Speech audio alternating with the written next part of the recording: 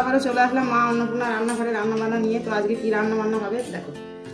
তো হবে মুগ মুসুরির ডাল। মুগ মুসুরির ডালের জন্য কেটে রেখেছি পেঁয়াজ আর রসুন।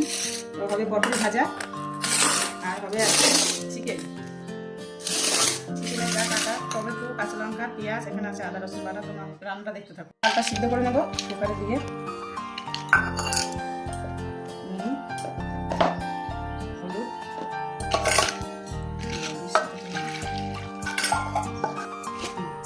পটলে নুন হলুদ মেখে নেবো। মাংসটা ম্যারিনেট করে নেবো।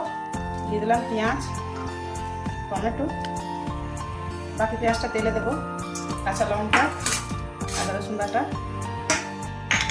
দিয়ে দিলাম হলুদ গুঁড়ো, জিরে গুঁড়ো, ধনে গুঁড়ো, লঙ্কা গুঁড়ো,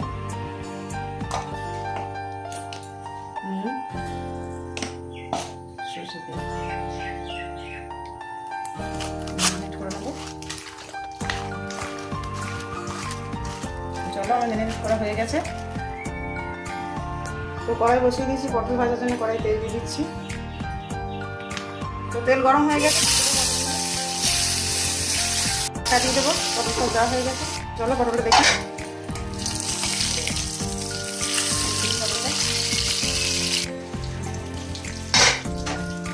পটল ভাজা যেগুলো হয়ে গেছে সেগুলো করে নেবো।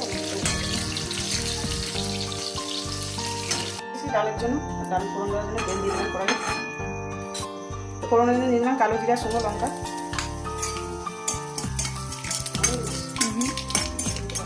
দিয়ে দিলাম রসুন কুচি, পেঁয়াজ কুচি।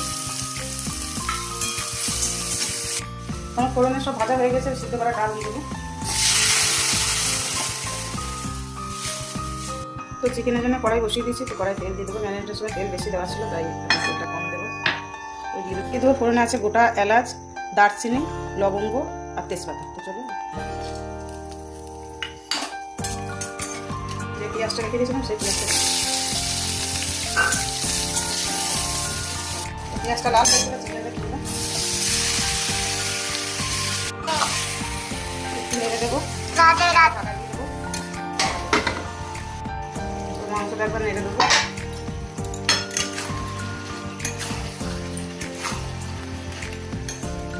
দেবো বসানো হবে। রান্না হয়ে গেছে। দেখেন প্রথমেই ভাত, তারপর আছে স্যালাড, তারপর আছে পটল ভাজা, তারপর আছে ডাল,